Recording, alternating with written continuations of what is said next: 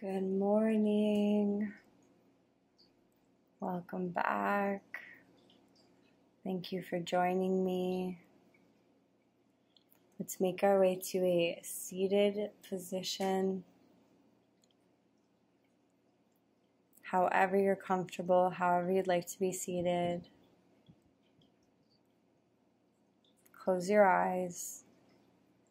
Just start to breathe a little more fully, consciously, mindfully, but still normally.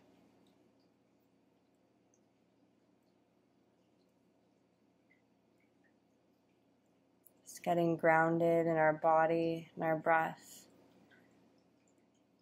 Ready for our practice today. Let's begin to introduce some movement in the shoulders. Just rolling them back.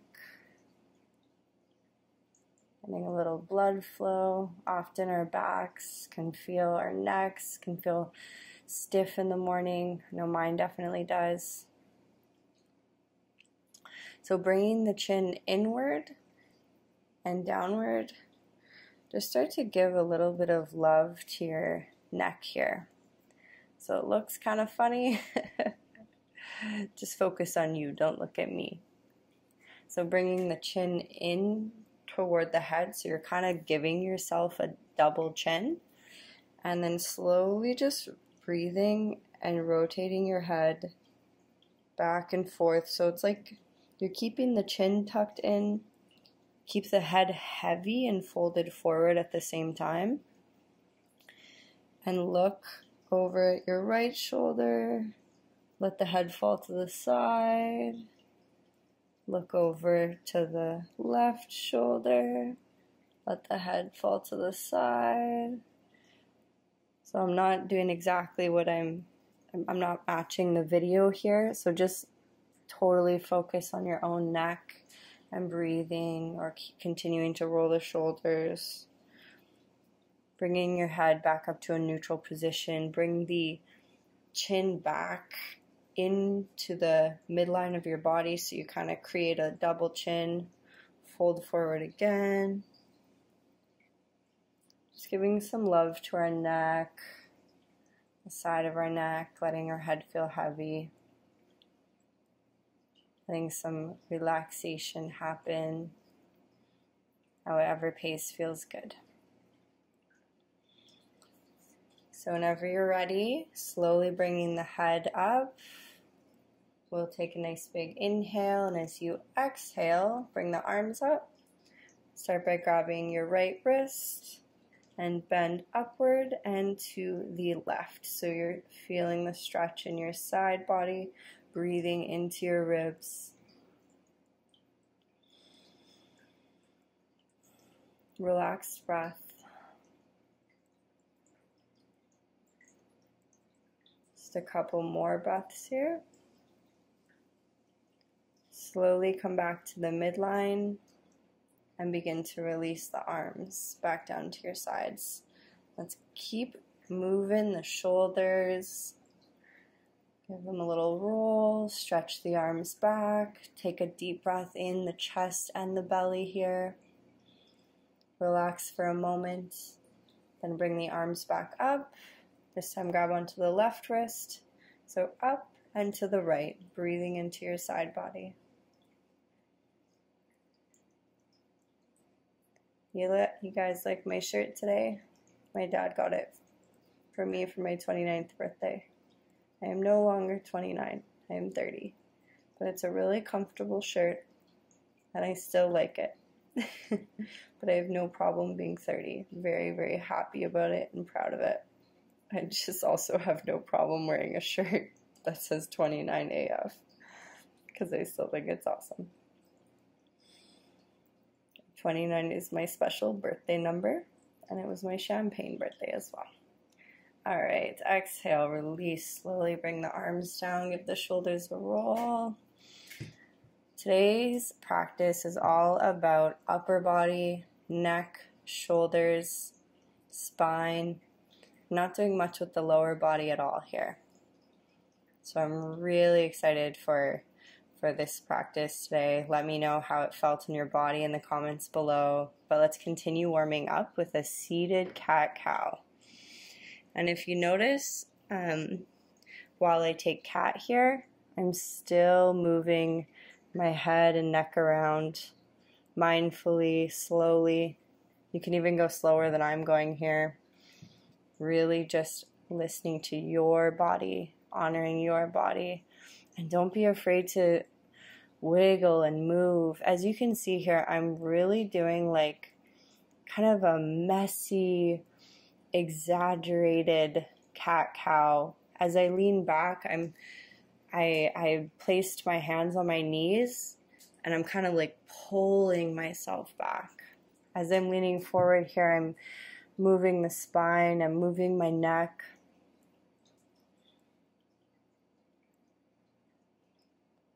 So just really letting the spine breathe, move, be noticed. Getting into all those little corners, all these little areas that fascia builds up. Let's try to get every little part of it, every little area, not miss a spot. Do circles with the chest, or continue doing your cat-cow. If you find a good spot, hang out there for a few breaths. But we are going to wrap up this little segment here with a couple more breaths. Coming back to a neutral seated position. Oh, no, I guess I'm still going. We're still moving and grooving. Could always use a little more movement for the spine. Keeping your spine feeling mobile and limber will keep your body feeling young, which will keep your mind feeling young. We always want to say hello to our spine and wake it up. So today's practice is all about the spine, the shoulders, the arm, the neck, and the connection to each other, feeling good in our upper body, moving in whatever way feels good.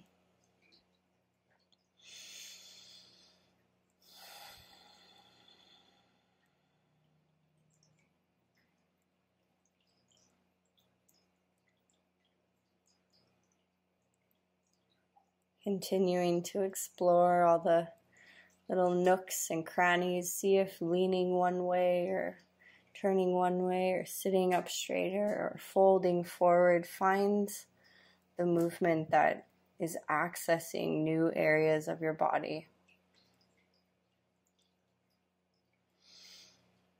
All right, let's sit up nice and straight here and do some gentle and slow twisting. So I recommend going slower than I'm going in the video here. I guess that's just what felt good to me. I had a little momentum going, but slower is better. Slower is the vibe. Okay, so let's make our way to a child's pose position. Knees wide, feet together. Arms extend out in front. And bring your forehead down to your mat or the floor. And breathe deeply into your back, feeling the stretch in your arms, your shoulders. Relax your forehead. See if you can consciously send your breath and relaxing energy to your hips.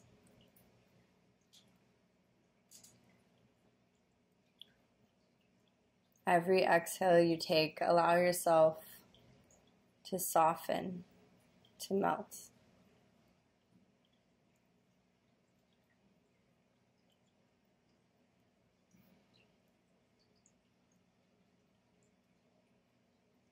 We'll take 3 more breaths here.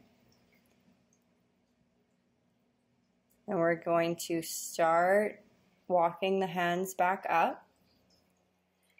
And from a cat-cow position or a tabletop position, may possibly watch the video here. So this is 10 rounds of cat-cow. So I'm going to explain what's next while you do a little more cat-cow here. We can never do too much for the spine. So just 10 rounds of cat-cow, moving at your own pace with your breath. By 10 rounds, I mean roughly 10 breaths. And keep moving the neck if it feels good. So after this, we're going to go into a twist from a tabletop position.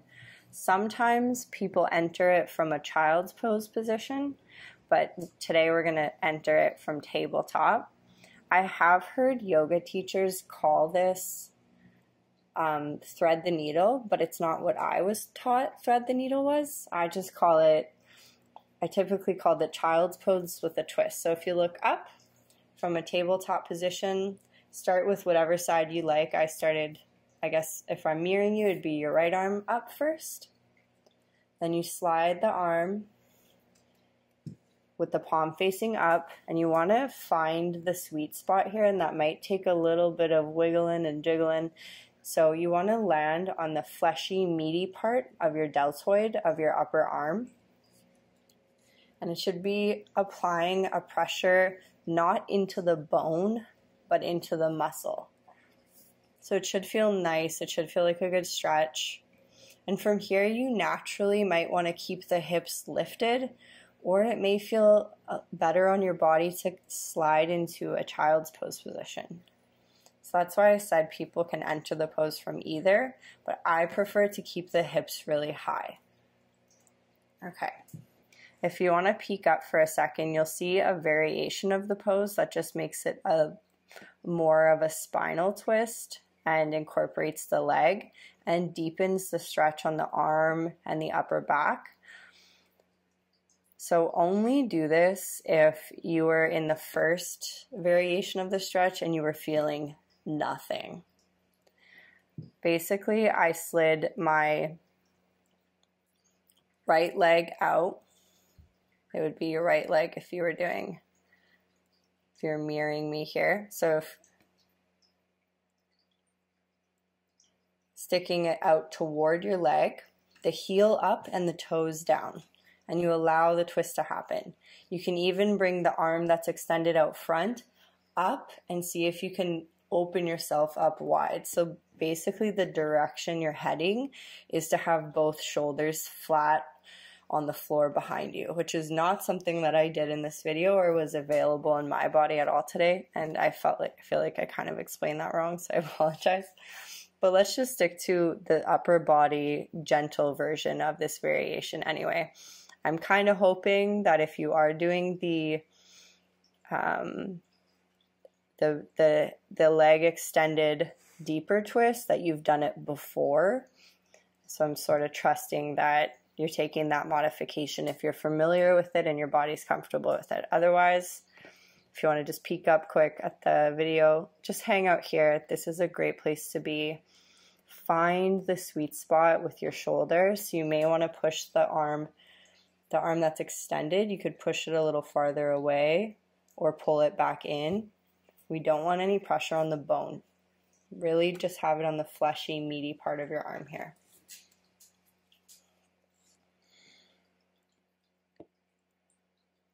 So we're actually going to hang out here for a couple minutes. Feel free to, if you want to take a break from the pose, which you're absolutely allowed to, make sure you just come out of it really slowly and slowly bring the arm all the way up to the ceiling and come right back into the pose. So if you're going to leave, come back in. But try to just hang out, maybe pull your arm back in a bit, and let's start to slowly come out of this pose now.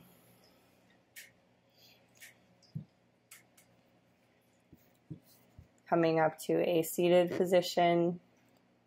Let's give the shoulders a roll. Spread the arms wide. Make circles with the wrists. Just getting everything kind of evened out, blood flowing again. Take a few moments here to just rest and relax before we move on to the other side. I apologize. I said we were going to hold it for a couple more minutes and we totally didn't. I'm sorry.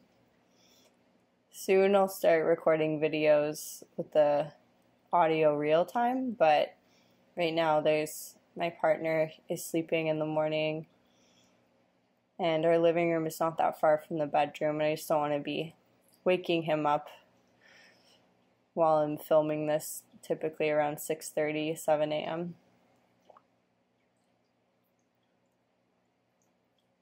All right, so let's do the other side. Starting first from the tabletop position. Bring your other arm all the way up, reach for the ceiling, then down, slide it underneath like so, palm facing up. The other arm, the elbow can stay bent or you can extend it out in front of you. And this is the part where it's all you and your body and finding that sweet spot, making sure you're not applying pressure to the bone, the acromion process of the shoulder.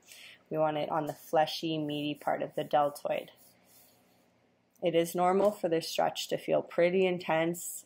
Some people even lose, they get tingly in their fingers, and that's just because all of these muscles can be really tight and even cut off circulation a little bit, and that can also happen in this stretch. So it's normal, it's not a bad thing. Just find your sweet spot. It should feel comfortably uncomfortable. Remember, that's always our goal with yoga. Comfortably uncomfortable, not pain. So feel free to go into the extended version of this pose. If you want to look up and peek, I extended my leg and the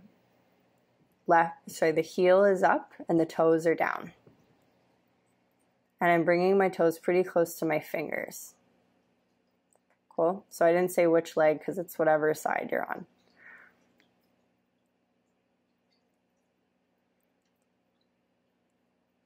If that doesn't feel good, just really slowly drop the knee and come back to our first position.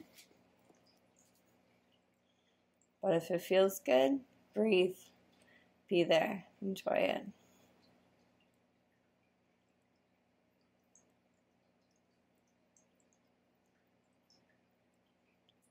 You even may want to try the arm that's extended out front.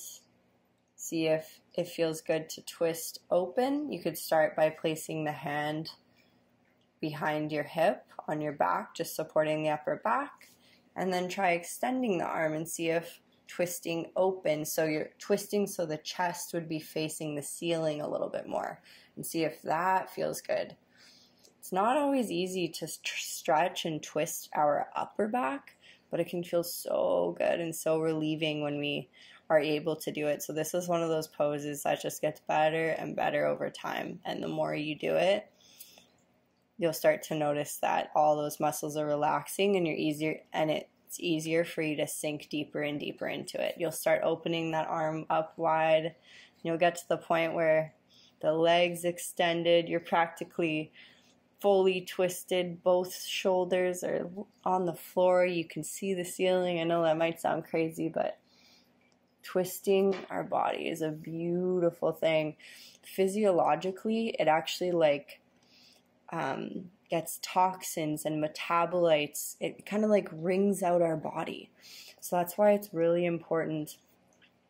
Toxins and metabolites, those are things that get sort of wrung out of your muscles and are now in your bloodstream after you do yoga or get massage, because when we do these twisting, it's like wringing out a rag, right? So that's why it's really important to drink a lot of water all the time, but especially after yoga or a massage, because you want to flush out all those metabolites and all that stuff that's in your system, in your bloodstream. And when you don't drink enough water, it's really common to feel like you have to be really sore or have a headache. So lots of water after you do a movement practice or get a massage, because there's literally stuff that got wrung out that needs to be cleansed and washed out of your system. And drinking water is the best way to do that.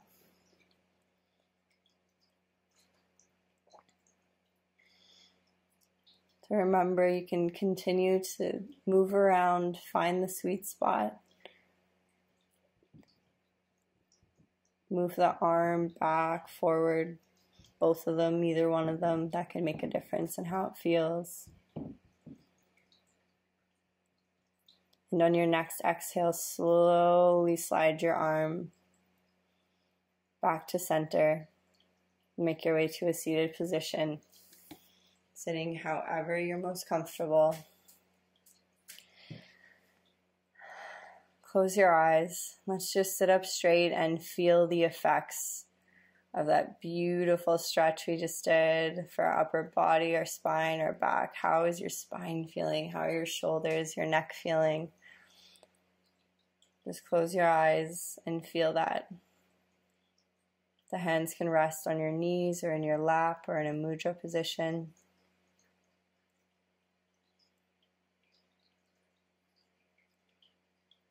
Feeling grateful for your body, your breath, another day to be alive and experience ourselves, spiritual, vibrational beings in human bodies. Yoga is one of the coolest and best ways to connect to all aspects of ourself, body, mind, and spirit. So I hope that although these practices have been short and sweet, you've felt that and been activated and more grounded and aligned. Bring one hand to your heart, one hand to your belly. Feel your heartbeat, feel your breath. Give yourself some healing energy with your hands. We are all healers. We can intentionally send healing energy to our body whenever we like. Let's take a few more breaths here. Give yourself a big hug. And thank you so much for joining me today. Namaste. See you tomorrow.